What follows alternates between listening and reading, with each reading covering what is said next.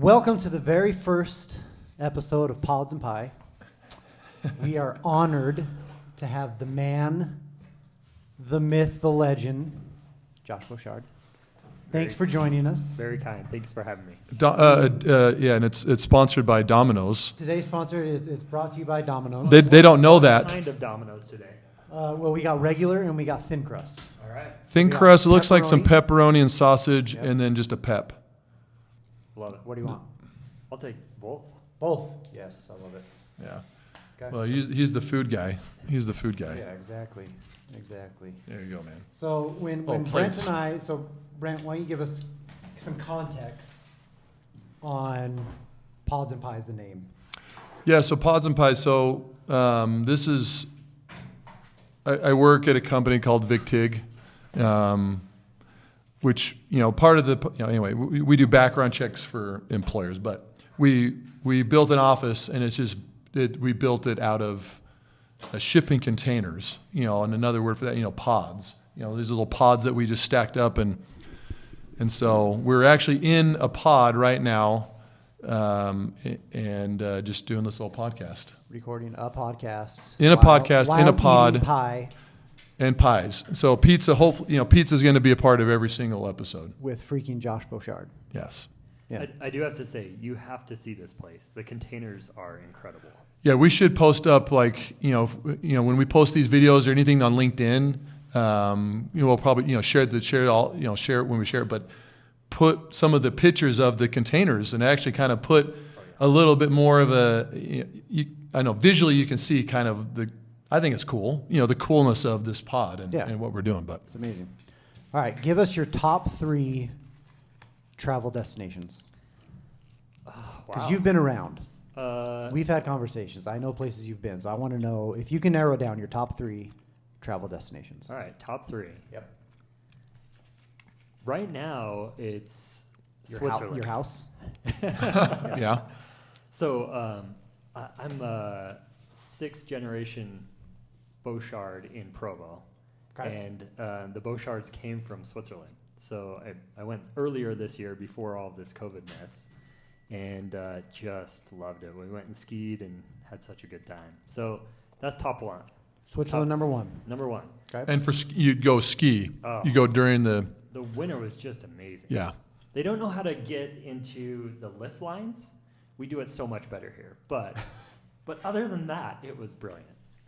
2, Italy. Okay. San Gimignano. That's on my list. Any of the Tuscany. It's just so good. Driving and just getting around and seeing the countryside. And if you can ever go see the Porsche and Lamborghini factories. Those are legit. In Italy. In Italy. Yeah. Just incredible. Yours- The Ferrari factory, spotless. I mean, Really? it is like it's a showpiece, a showroom. Yeah. And just so good. That's awesome. All right, and 3rd is Punta Mita in Mexico. This That's like your yearly vacation. yeah, Right? Okay. yeah. we Punta go- Mita. Where? Yeah. Yeah. Where is that? That seems more reasonable. I can get there. I could get there Yeah. next week. Well, if it was open. So you fly into Puerto Vallarta, 45 minutes north, and you're in this little town that's basically blockaded on both sides, and it's kind of this island-ish feel where they kind of box you in, and they have the Four Seasons and other hotels there, but we just have this little house that we go to and walk down the path and go surfing, and it's my escape from reality. Yeah.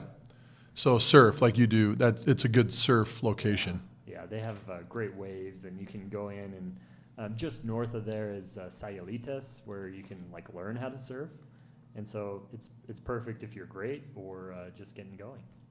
I did my first surf, actually vacation in December. Went to Costa Rica, and went down. By, Jaco was a city that we went to, and it was crazy. I didn't know this, but I went with a couple guys. When one of the guys' wives came and my wife came, and I didn't really know. But when we got there, it dawned. I mean, I knew we were going down for vacation, but it dawned on me when we got there, we were surfing.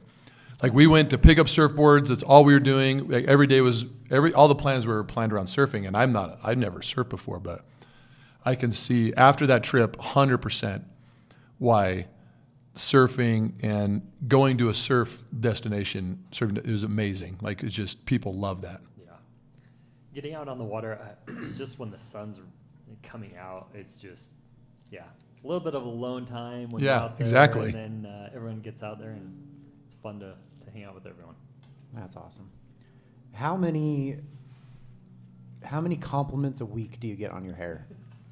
it's just amazing. Every time I see you, I just envy and I want that. Look who's that talking, hair. Danny. But I mean, Yeah, that's actually a good point. Hold on. That's a good point. No, I mean his is flow longer and I know, that's flowy. what I'm saying. That flow that he has, I just see it, and every time I'm like, I want to grow my hair out, but then I try and I can't. No. It is amazing. It is amazing hair, but it's true. You both are like hair dudes. So I get 0 from girls, which, I don't know what the deal is there. That's right? interesting. And lots of guys are always like, dude, I like your hair. That's Yeah, cool. yeah. I'm like, hey, thanks. It's like That means nothing to me. a non That's right. a non-sexual crush on your hair. There you go. There you go. I like it. Okay. Is it always the same length? Do you try to keep it? I mean, has it been longer than this? I imagine it's been longer. This is getting long. So this is getting long. Yeah. It's usually shorter, and over the past 10 years, it's grown. Have you You're done? due Have for you your quarantine cut? Yeah. have you done a professional mullet? No. I mean, just something where you just go a little high and tight, but you keep the back. I'm just wondering if you could pull it off with all the stuff you got going on with work and I don't know, man. I'm just saying professional mullet might be something to just push that envelope and just see what kind of response you get. So I was driving down 8th North a couple days ago, and I saw Todd Peterson driving the other way in a purple Porsche. And it was GT3 RS, and now I'm like, okay, but who's driving it? That's what I like. I like cars, and then I like to see who's driving it.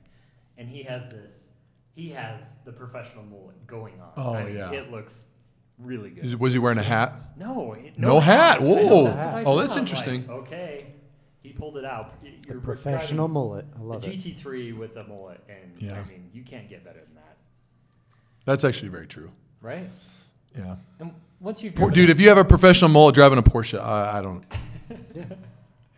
so I No, that's it. actually I wrecked a Porsche in high school, but I've not wrecked any Porsches since. And so once you drive a Porsche, all other cars are ruined. It's true. Hey, and just so you know, I knew that Josh was a Porsche guy. I'm a Porsche guy. So I am not. I hope that this conversation is somewhat, revolves around Porsche. I mean, you already mentioned you went to the factory. I was going to jump in and see. I've never been to a factory. I want to go to Stuttgart, and I would actually love to buy something and do the European delivery, go there, pick it up, drive it around. It would be that's a bucket list. One of my dreams is to do that for sure. But anyway, One of my good buddies, that's our pact in 10 years to go to Stuttgart and do the tour. do the tour, Pick up the car. drive it, and then you take another car, not yours, around the track. Yeah. You can do that, but then you just take off. You Where's- just whole vacation, and then you drive it to the dock, and you just drop it off, and you're done. Where's that factory at? In Germany. Stuttgart. Yep. Yeah. Okay. And go That's see AMG Mercedes factory while you're Yep. there. Why not? Yeah, See that's everything. awesome. See everything possible that you can there. Yeah.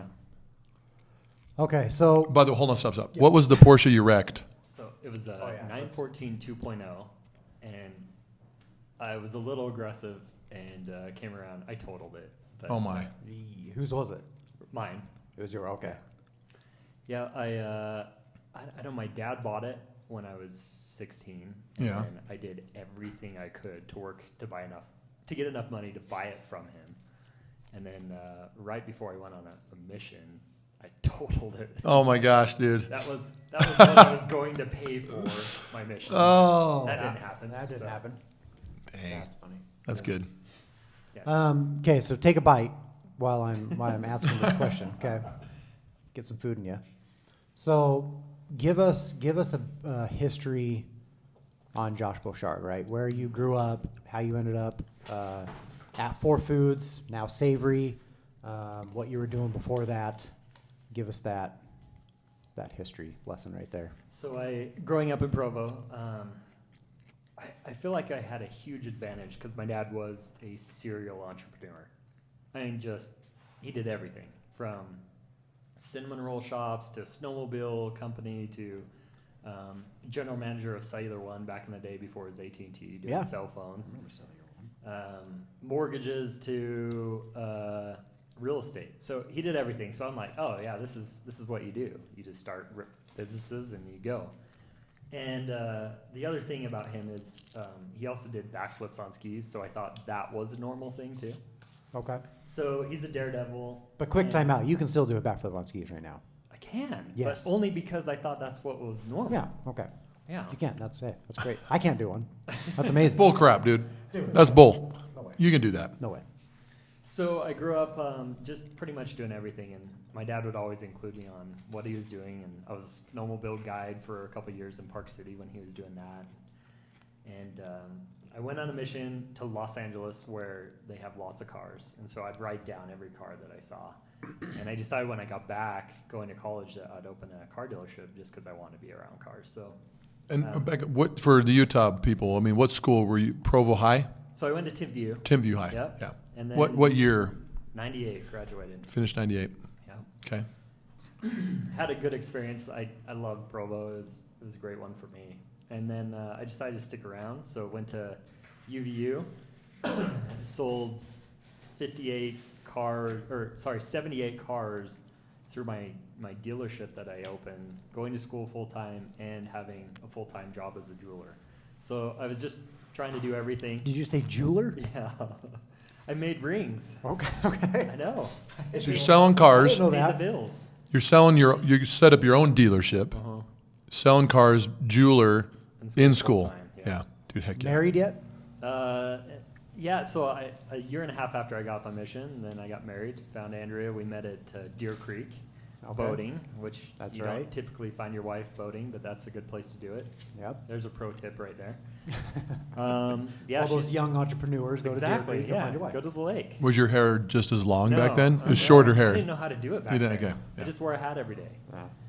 So loved that and took an opportunity. I got into insurance. My dad said, hey, you should get into insurance. Every insurance guy I know, all they do is golf. And I said, okay, this is for me. So got into insurance, managed an insurance agency in St. George, which then I didn't love because I could never make everyone happy. No matter if I saved them $1 million on their policy, they're still paying $2 million. It was a necessary evil. Yep. So that was a little tough. So I said, all right, insurance isn't for me. I took a position with Access Point in 2006, and that was in Lehigh in the tech center with 2 buildings back in the day. And there wasn't one restaurant in Lehigh at the Thanksgiving Point exit. And so we did builder services, so post-construction customer service. So basically, we worked with builders nationwide, and we did an insurance portfolio that managed the subcontractors. And so I helped a bit on that and moved into customer service, then moved into working with builders like the Maloof brothers who own the Palms and Trump. We did Trump Towers in Vegas and Oh, that's awesome. just projects across the U.S. We had 1,500 home builders. So I love that. And so Access Point was Andrew Smith's company. So I worked for him for 3 years. And I went to lunch with him once during that time, and he was busy and making things happen. And so he got out and said, hey, let's go do restaurants together. So it was he and I in his basement in Highland, Utah. And that's how we got going with Four Foods Group. What was what Four Foods? What was the? I mean, originally, what was the concept? I mean, you say, okay, well, let's do.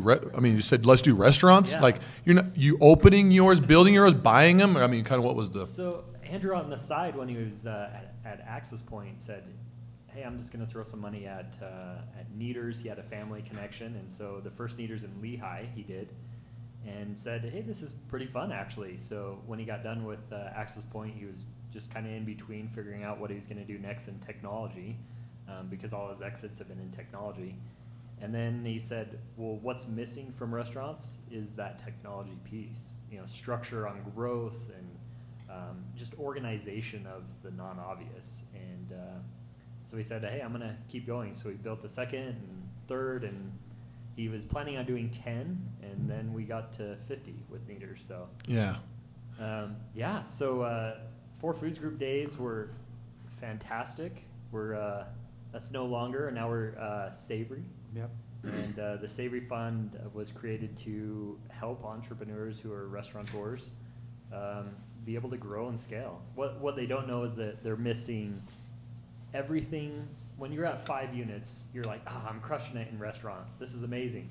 And what you don't know is getting to the next level is just extremely hard to do. Yeah. So that's what Savory does. We have a platform team that does marketing, finance, facility management, operations, everything, technology, and then we partner with really good restaurant brands and then grow them and scale them. Yeah. So you say partner. How do you invest into? I mean, I know you own. I don't know if that's the right word, but you partner with some of the ones around our area. Is Mo Betta's one? Yeah. So Mo okay, Betta's, R&R Barbecue, Swig. Yep. Is that it? Yeah, that's it. So in between that, so we sold Kneaders, and then we. Okay, so you sold the Kneaders restaurants, kind of sold. How did you sell them back to the kind of the managers or certain individuals or? Yeah, the original franchisor Okay. wanted to continue the steamship that it was, and so then they took them and took them over. We actually moved on and did.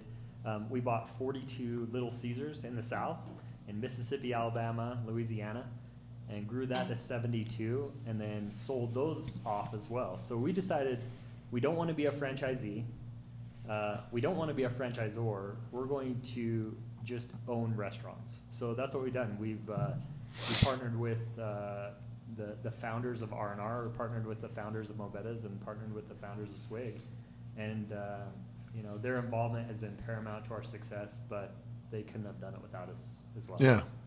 And then what do you look for? What is it just random opportunities come and you kind of sit down and like, actually that would be a good deal? Or is it much more strategic than just timing? I don't know. It's kind of curious because there's so many, I think there's a lot of good places around, a lot of good places that have one location. I think like my buddy owns a ice cream shop.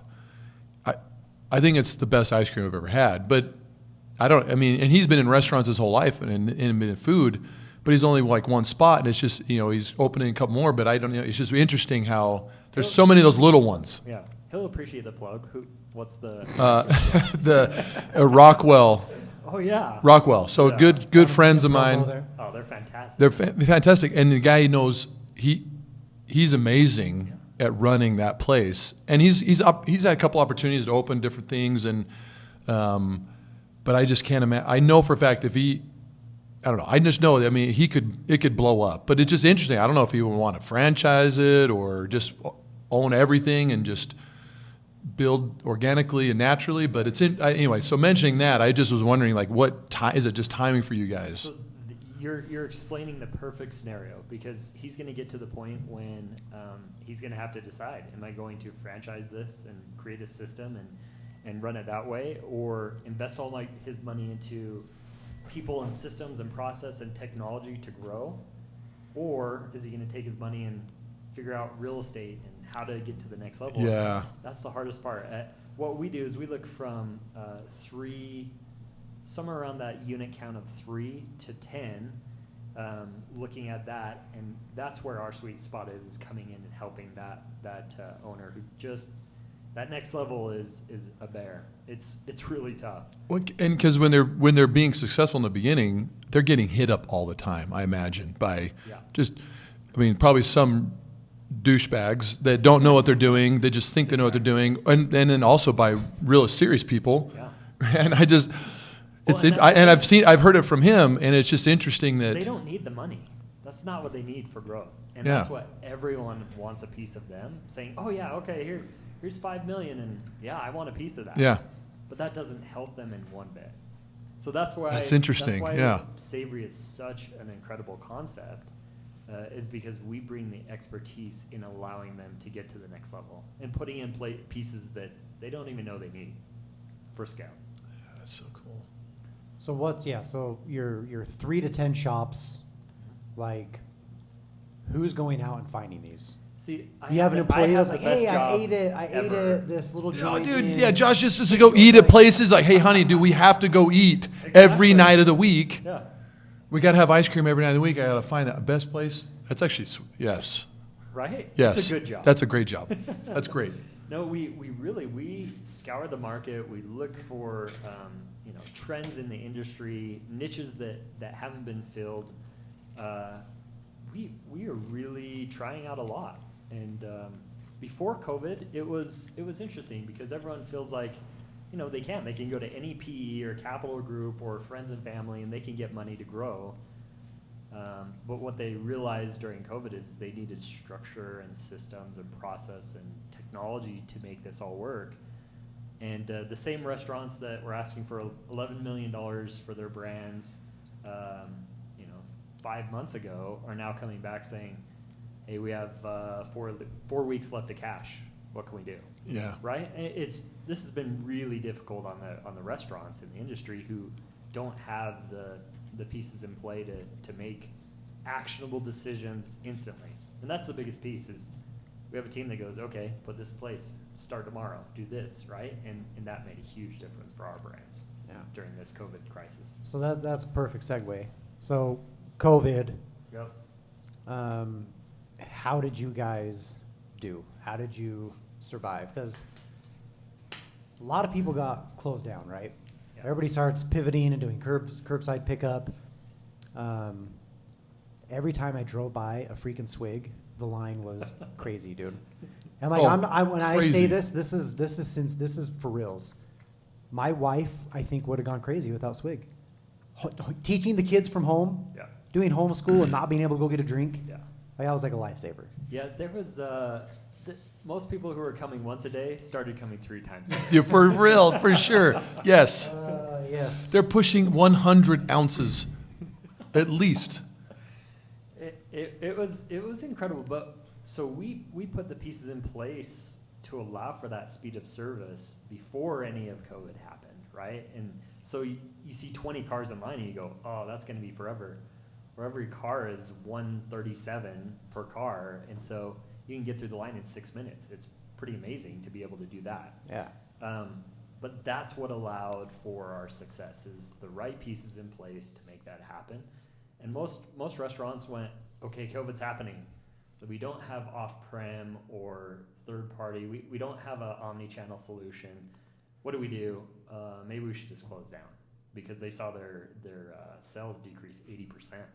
And there wasn't, for the first couple of weeks, you look at that and go, well, you can't make it. You can't make it when the cash flow is like that. Yeah. So what was, when this hit, right, it's like, hey, we're locking down. Yeah. Like, just personally, what was your first thought? Like, what were you thinking? Were you thinking in your head, like, we're going to be fine? Yeah, we got everything set up, we're good? Or was there a moment where you were like, crap? No, I went to a ACG conference on March 10th, which was my birthday, and that's the only reason I remember that. I came back the next day, and at that conference that night, people were saying, "Oh yeah, this is." There was PE guys from California and New York, and they were saying, "I don't know if I'm going to be able to go back to my office because of this COVID thing." And I'm going, "What are you talking about?"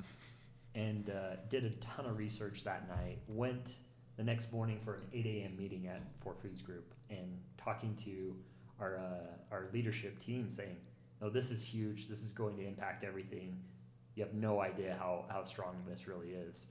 And the next day, the Jazz came out talking about their players who had COVID, Yes. and everything changed, right? Yep. And so for us, it was, all right, let's take action. There was never a day that we didn't make things happen and work our guts out to figure out new solutions.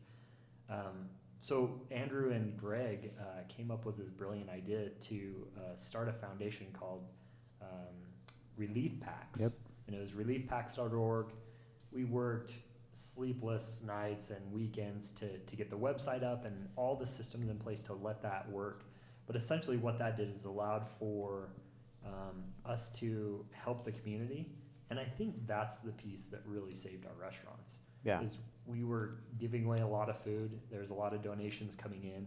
It made such a big difference with people who are furloughed and firefighters and nurses and the hospitals, and you couldn't believe what it was like taking relief to these people who were on the front lines, making it happen, Yeah. or going through really hard time. There's a lot of people in crisis, and for us, that giving back to the community paid itself back 100-fold. I mean, there's another tip for anyone. I mean, give back to the community. It makes a difference. Yeah. And what was the name of that one? It was relief packs. Relief packs. Yeah. So essentially, we built a $50 meal and made it for $25 to give away to families of 6 or 8, and it made a big difference. Yeah. That's awesome. amazing. Yeah, that's good. Yeah, I was very pleasantly surprised, right, when everything hit, and then all of a sudden it seemed like next day relief packs are up, For Foods is killing it, doing all this stuff, getting these sponsors. Right. It was awesome. Yeah, for us to not have, we didn't have any furloughs, we had no layoffs. We opened 3 restaurants during this COVID time. It was a lot of work. Dude, to make this all that's happen. impressive. Yeah. So we kept going as if, I think, our foundation was the piece. We have the financial pieces in place, and then we have the structure and process in place. And for us, it was, okay, let's gain market share. And, things are easing up quite a bit, and you're seeing restaurants open again. Yep. And we're finally able to go sit back down in restaurants that we want to eat at, and we're excited for the future. A lot of restaurateurs now understand all that it takes to make things happen, and it's not just money. Yeah. What's if you had to pick one restaurant in Utah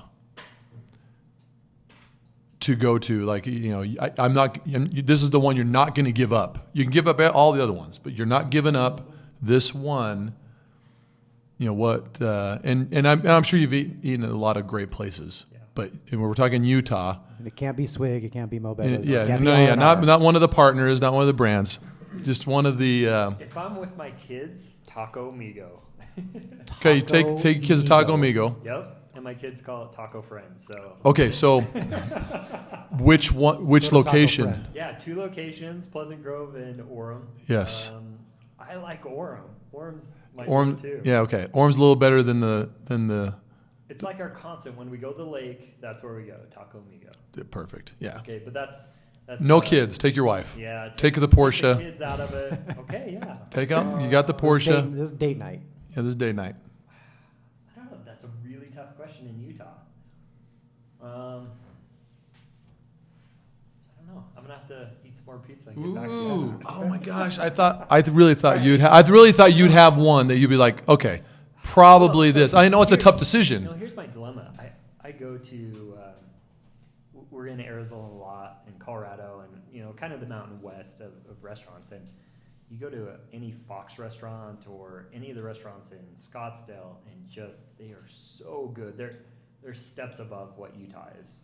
And I would think it's kind of that same thing. Like they're 2 years ahead of Utah. Uh-huh. If you go to Idaho, Utah's 2 years ahead of Idaho, right? So I don't know. It's comparison. It's to tough, huh? Yeah. culinary dropouts and True Food Kitchens. Like, I'm just in love with those, and Joe's Farm Grill in Gilbert. I love the experience and the ambiance and the feel. Dude, I love food. I just need to go on vacation with you, or get a job at Savory. So Come eat food dude, I with want to us. go. I want to go. You just dropping these names. I'm loving it. Yeah. So I don't know if there's one in Utah that really captures it yet. I think we're still a year out. And you're gonna fix that. We're Are you gonna we're fix trying that? to fix that? Yeah, that's We're good. trying to bring those here. So with concepts, you have 3 right now. Obviously, you want more. Let's back up for a second. So it used to be 4 Foods Group. Yeah. Where did the name change come? Why to Savory? So for the past 10 years, we've been working away with banks to try to make things happen, and try explaining to a bank that you want to grow restaurants, and they look at you as, okay, you're going to land on the moon too. So what Andrew did is he created this opportunity with Greg Warnock at Mercado Partners. Yep. They started racing cars together, and formed a really good friendship.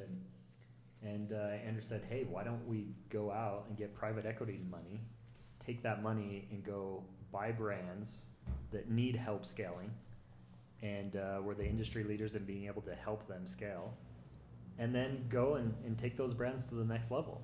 And Greg said, "Let's do it." So that's where the idea came from. Because that happened before. I mean, you were still 4 Foods, and this was Yeah. all happening. Yeah. Right. The Savory Fund. Yeah. Is that right? Right. Was already set up. So 2 weeks ago, the Savory Fund closed. Okay. So during that time, we're still making things happen as 4 Foods Group, but the new view and focus is Savory Fund, taking the capital that Andrew and Greg have raised from investors and institutional and family and friends, and they've built a $90 million fund. And so they're going to take the $90 million, go grow the 3 brands, R&R, Swig, and Mobetas, and go acquire some really good brands out there. And we're in talks with a lot of great brands. We've basically had a list of 100 restaurants that we want, and done the due diligence to try to get them understanding why we're important. And we're down to about 10 brands who want to be a part of what we're doing and see the vision. Yeah. And working out the details there. And these aren't specific for the region, right? No, Not Utah. yeah. I mean, that doesn't. From California to Florida right now. Okay. We're negotiating on brands. So, and the Florida one's going to be a little tougher to do, but we like what we see there. And California, everyone wants some California goodness coming this way. Right. Yeah. Okay. So were you involved in that process, like raising, like how involved were you with that? So, Because that piece is very interesting in the fact that I don't like, okay, we're setting up the Savory Fund, we're going to get investors, you got 90 million. Like, where did those people come from? Who's like, yeah, I want to get in on this. Like, where are you raising this capital to get $90 million? yeah, this is a fund that is really pushing the boundaries of private equity. Everyone's doing real estate. Everyone's doing, they're talking about doing all these small companies and building them up and getting them to the next level in tech. But no one was talking about how to do it in restaurant. And restaurants are an $850 billion business. It's pretty incredible how big the industry is. And there really aren't a lot of people who are trying to help people who have created an amazing brand get to the next level. And that's where it started. And that's where people are seeing, okay, there's money to be made in doing restaurants the right way. And so I actually wasn't involved on that side of raising funds. I was head down, focused on HR. You're out there eating at restaurants, trying all the food. Exactly, Yeah. eating at restaurants. No, my focus has been with our operations team, from facility management, Right. Ops, new store openings, human capital, our HR, working with our POPs team for recruiting new hires into our brand so we can continue to grow, working on the technology to make it all work, and then vendors, contracts. That's actually my favorite thing to do is negotiating contracts. There's something about it that just I can't get enough of. I love it. It's like a movie. You're getting plot twists and turns the whole time before you get to the end of that contract. But it's just, I don't know what it is. It's my favorite thing. Yeah. So That's awesome. So we got 3 brands right now. I mean, you're not going to tell us what brands you're looking at, which is fine. I can't. How many do you expect to have, or do you want to have by the end of this year? Given COVID and the slowdown of everything, how many do you expect to have by the end of the year? I would say 3 brands in before the end of the year, for Okay. sure. I think our team has range. They understand all aspects of how to help these brands, and as we go out, and we'll go do a due diligence trip, fly down, eat the food, spend a day or two, really seeing what it's like. Do you need any extra pallets? Yes. To taste the food? We need taste. That's all we need. They just need sign taste me up. testers, dude. Sign me up. But yeah, we'll go down and do due diligence trips, and just experience everything about it, talk to customers, talk to the leadership team and the management teams, and understand what their needs are. And we have a team of about 10 people who just put a program in place on what they see in how they could build that brand. And within those 10 people, we have 5 people underneath them helping that process as well. And so our team of 60 people is pretty impressive. I mean, they are industry consultants, essentially, for each aspect of the restaurant ecosystem. Okay. Yeah. How big are you guys trying to grow each brand? And if this isn't what you're trying to do, let me know, right? But you had Kneaders, you grew it, you sold it. You had Little Caesars, you grew it, you sold it. Yeah. Same for Yeah, I think the that's others. the I mean, is idea. that the idea? Is that Yeah. when Swig and Mobed, like when they come on board, are they know like, hey, you're gonna help us grow this, you're gonna help us get to where we need to be, want to be, but we know that is gonna come to an end at some point. Yeah, there's restaurant groups out there who are much bigger than us, and they don't want to play in the 5 to 50 space. They want to Okay. take brands like Capital Springs, Carp Riley's, Catterton's. They want to take their private equity and grow it to the next level from 50, 100 locations to 1,400 locations. Gotcha. Okay. And so those are the guys really looking at the next steps, and we don't play in that space. Yeah. We've defined where we're at, what we're good at, and there's lots of opportunities when you get to that size, and brands are kicking off 10 million in EBITDA. That's a good place to be, and for us, that allows us to then go back and pick up 5 more brands and grow them as well. So that's kind of the strategy behind what we're trying to do. Okay. I love it. I love it. Hmm. What else you got? I want to know what Porsche you got right now. Um, What do you do you have a so couple? My dream was, and this was probably 20 years ago, after I wrecked my first Porsche. Sorry, we went from where, I'm sorry, I'm going back to the cars. I know we're talking Yeah. business here. After I wrecked my first one, I said, because my dad shared it with me for a while before I bought it from him. And then I said, okay, well, now my mission in life is to buy him a Porsche. Mm-hmm. I kind of feel bad that I wrecked, this one. It was beautiful. It was such a good one. What was the color? So it was Nepal orange. Oh my And gosh. it was just What was it yours? cornered like a crazy. What Mine? color? Yeah. What orange is yours? Lava orange. Lava orange. Okay. That's the modern orange. Yeah. But This is a 75. yeah, 75 Nepal orange. Yep. That's So then, so I just said, okay, I'm buying my dad a Porsche. And Dr. Hershey back in the day in Provo used to drive his Porsche Turbo as red, and then he had a Turbo S, and so I'm like, yeah, that's the one. So now I've kind of moved past those model years, the 993s and 996s, and so he and I actually bought a 991 together, and it's just a Carrera S. It had all the specs we wanted, aero kit and chrono and PASM sports suspension and everything on that side of things, and it's this really brilliant blue. So I don't know. I'm really happy with what I have right now. That's good. Yeah. So that's the only one you have right now. That's it. That's it. What color, do you know the specific blue? Yeah, it's Canary. metallic. Not a fancy old Porsche. No, it's a metallic, something metallic blue. Yeah. So Good. it's kind of it's almost like, let's say BYU blue. Yeah. That, yeah. Oh, that's good. But That's it good. shines. It's really Yeah. pretty. And it's That's manual. great. Oh my gosh. Yeah. Okay, so there you go. Yes. You understand. Yes, I understand 100%. I owned just sold, but I owned a GT3 Touring, Lava Orange GT3 Touring. Oh yeah. So I bought that in 2018. They just sold to a guy in Florida. But yeah, that was a deleted wing. It had everything you could possibly put in it for a GT3. But yeah, manual, no wing. It was phenomenal.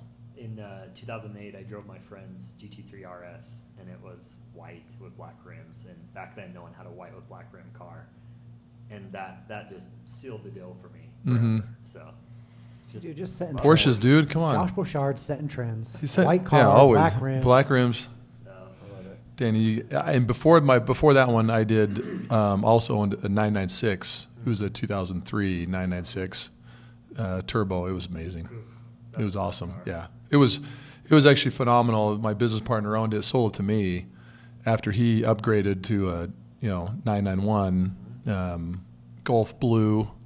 Picked it up. That he did a European delivery, but yeah, so I had that for a while, and that was an amazing car. Yeah. The best part about it is that I actually keep it at my dad's house, so it's in the third car garage. There's no kids. You don't have any kids. Yeah, dude, no one's gonna hurt it. No one's gonna ruin it. Yeah. Oh, And kids are he the worst. says he drives it, but he doesn't. So I don't know. It's How close does he live to you? well, he's in Provo, mouth of the canyon, so it's a perfect place to pick it up and Yes, perfect place. Yep. go drive up the canyon. Yeah. Not too far out of the way for a good drive. Yeah. Yeah, that's good. Well, this has been great. So we are going to be ending every episode with some questions, Okay. maybe some would you rather questions. So we're not talking business anymore. Okay. We're gonna have a little fun here. So if you want to take a bite before you get into these Yeah, questions, I let's do mean, that. you've had like a half of a piece. Eat up. Okay. We got a few here. We have one, I think, that we'll probably ask every time. Do we have one? Well, I think it should be the. Should it be should Yeah. we just start that one every Let's time? start it, yeah. Okay. Let's start it. Okay, so this has been 10, maybe even 15 years as a debate of a would you rather. But I think it's just, anyway, kick it off with, would you rather take a Barry Bonds home run swing to the middle of your back?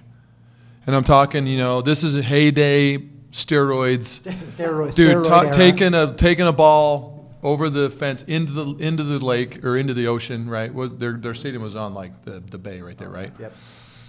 I mean, just home run swing, or a Tiger Woods driver to the shin.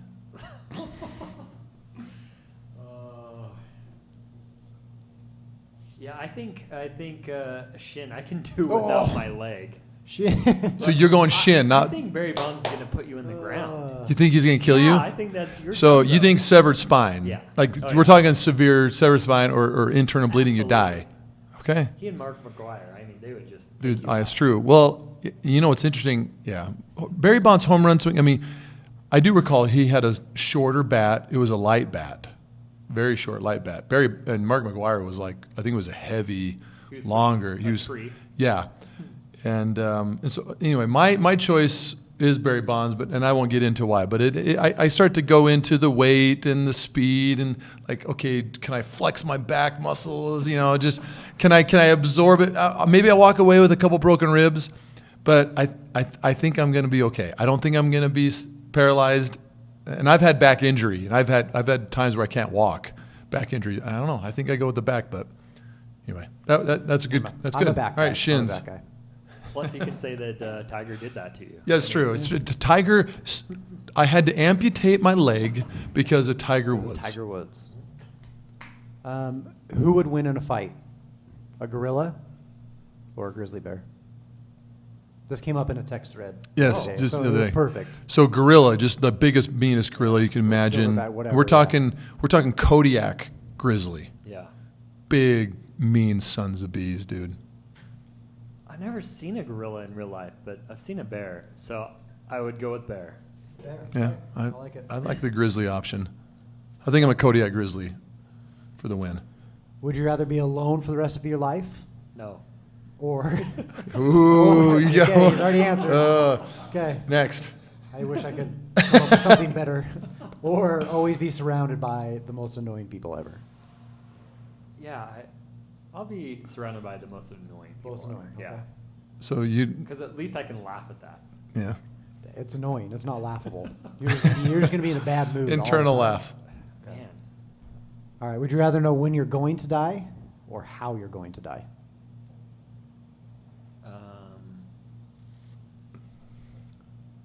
When? When. Yeah, Okay. I can make that work. Yeah. Okay. I think I would take that too. With Yeah, my I think that's a good one, but I think I would take the win, I think I would. just to know. Yeah. Yeah. You could prepare. You got a lot of stuff going on. You get stuff ready. Would you rather be put in a maximum security federal prison, all the criminals, the bad guys, for a year, or just in a relatively relaxed prison for 10 years? Oh man. This is like where your CFOs go, like when they launder. You know what I mean? It's like So they're like they're federal, like on a resort. you're talking like a federal sure. prison where there's TV and you're hanging out. I don't know. There's some bad people out there. I'd go 10 years. The 10 easy years. I way. think 10 years, dude. 10 years. The 10 easy years. way. I love it. Did we just call ourselves pussies? We can't handle. Yeah. We can't handle the. We No. can't handle the prison. I Oh my can't. gosh! I don't think I could. 10 Hang years. out with Bernie Madoff. I can't. Yeah. Yeah, let's just go with exactly. the He'll teach me. the something. Ponzi scheme, dudes. Wherever they're at in federal prison, we go learn something. Yeah. Would you rather sell all of your possessions or sell one of your organs? I'm One of okay your losing an organs? organ. Yeah. Yeah, because I mean, I'll you'd sell only one sell once. one that you can lose and still live, right? Yeah, Or you can still live. I'm not saying it's going to kill you. It's just a. just one of your organs that you can live without. I give blood, It so might- that's kind of the same Yeah. thing, right? Can it be like donated to somebody that needs the organ? Or are you just like, I just sell it and get money? Well, you don't get anything. You're just. Well, no. Yeah, I guess you're getting money. Yeah, because you're selling. Yeah. All right, organ. I don't know. Or that's Yeah. it. Organ. Yeah, it's good. All right. Would you rather be reincarnated as a fly? Just landing on crap all day, right? Or just cease to Thanks for exist? putting it into context. Yeah, I just want to make sure we know like what you're doing. Reincarnate as a Or fly? As a fly, or just cease to exist after. There's no afterlife. There's nothing. It's done. It's black. Or you can come back as a fly. Yeah, I'll take black. Black. Okay. It's just Fly's the done? worst. Yeah. I'm ready. I mean, what are you doing as a fly? I mean, can you think? Like, what if you don't can know, talk dude. to other flies and you have relationships? I'm just wondering, I mean, can you have relationships, have fun? I mean, there's got to be some weird things that flies do. Or are they I'm just sure that they dumb? are. I don't I know. think they just die. That's Yeah. it. Then you're gone anyway. Housefly, gonna be- horsefly? What kind? I mean, do we get a pick? No, just fly. Just house fly. Just yeah. it comes just housefly. Whatever flies are landing on crap all day, you're that fly. Oh my god. Okay. Okay. All right. Would you rather be transported permanently 500 years into the future, or 500 years into the past? 500. So 1500s. Like where? I'm going future. That's going to be a crazy time. Yeah. I mean, it might be like the past at that point. Yeah. Go back to I it. think I'd go in the past, dude. I'm pulling a Marty McFly. I'm gonna bet. There's got to be Marty some McFly going history back. that I could bet on, and I could just win. Like I know everything coming. You got it. You're good. Yeah, I'm going Marty McFly on that one. All right. Would you rather wake up each morning to find that a random animal appendage has replaced your non-dominant arm? Okay. Or permanently replace your bottom half with an animal bottom of your choice? You got me. So on you that. have no idea what's on your non-dominant You might arm. wake up with a fly arm. You might wake up with a shark fin. It could be like Oh, yeah. You might wake up with a grizzly. an you know, elephant tail. Hey, there could be some use on that. You might have something. Or you get a pick like, hey, you know what? I'm going to go for a horse. I'm going to be, So you got to Half man, half from the horse. waist down. You're talking another animal. yeah. But you get a pick. You get to pick that. Oh, yeah. Okay. I'm going to go with you get a pick. Yeah. You could find something that could make it really fast or strong or something. So it's just a random thing. Like there's not like a person choosing what. No, it no, is. you wake up, dude, and it's just, you don't know what it's You don't know what it's going to be. So there's a chance that it's actually something cool, Yeah, but that's going like to a go away after lobster, a day. like a lobster arm Yeah. or something. Yeah. But it's going to go away after a day. What do you mean, away after a day? Because it replays every day. It's just random. You get Oh, something new. you said every day. Oh, I thought you meant for like the rest of your life. no, Oh no, my no, gosh. Yeah, every day. Something random. Okay. Every That's morning true. you wake up, you got a new appendage. You could be a horseman. What do you call those guys that are half horse, half dudes? Centaur? Yeah, like you see them in like Narnia or like some of the movies. Yeah. Yeah. Yeah. It's a good one. It's good. It's good. Yeah, you can do it. You can do it. All right. 2 more. When you die, you pass away. Would you rather your family find you on your bed, surrounded by adult toys, or drugs. Man. And that's how your family's going to be there. Like, oh my gosh, Grandpa was an addict. Did of you some see- sort? Wow. I've never heard this one. I'm going to go with drugs. Drugs, okay. What would you do? Was there a question in my voice? Drugs? What kind know, of 'cause drugs? it's like- What kind of drugs? We're talking weed? Man, Grandpa. We're talking- We're talking like all heavy the good meth? Stuff. Yeah, sure. I mean, just everything. You're talking like all the Everything. drugs. Like you got all of them on. You got. So is it painkillers, okay? you got- So it's a you got it all. cocktail of just about every Yeah. just hard. So it's either like, man, Grandpa was No, but- in severe Now we pain. know how he died. We know how he died, or it's like Drugs. maybe your grandkids like, man, I think Grandpa I'd do was a cool. I think like, I'd look at do this guy toys. go. I think I'd do adult toys. I think that'd be a better story for the family, because they wouldn't tell like the drug side. Like they they would, probably would. they would be embarrassed of that. But I think the adult toys might help them with. That might they Coping. might- I don't know. that- They you could get make better that into stories. the obituary, like we found him around doing his favorite stuff, adult Exactly. toys. Yeah, Okay, last one. that's good. Would you rather be the most famous writer of erotica magazines, or be known as for writing every Nickelback song? Look at this photograph. I'm going to take Nickelback. Nickelback. Oh, okay. Photograph. Okay, that's it, man. Thank you. That was the worst question. No, the last Nickelback. one. Yeah. Nickelback. The worst. How do you pick? Yeah, I don't You know. can't. Yeah, it's just You just don't answer it. Josh Boshard. Thanks, Josh. I remember the color. Sapphire blue metallic. Sapphire There blue we go. metallic. Yes. Sapphire. Okay. Savory. Remember that. Is it just Savory? Savory Management? Savory what's the Yeah, it's official? Savory Fund. Savory now, Fund. You now work for anybody who is a Four Foods Group employee now works for the Savory Fund. Yeah. Okay. Yeah. Awesome, man. Well, Swig, Mo Bettas, R&R, Yeah, all thanks. amazing. Thanks for the support. Look out for Look for some new look for the concepts this takeover. year. Yeah. The takeover. Yeah. Savory Fund's taking over. Yeah, it's Yeah. true. Yeah. I love it. Watch for the Own up. minutes. Okay. Guys, thanks so much. Thanks, man. Appreciate it. Appreciate you. Peace. Cut.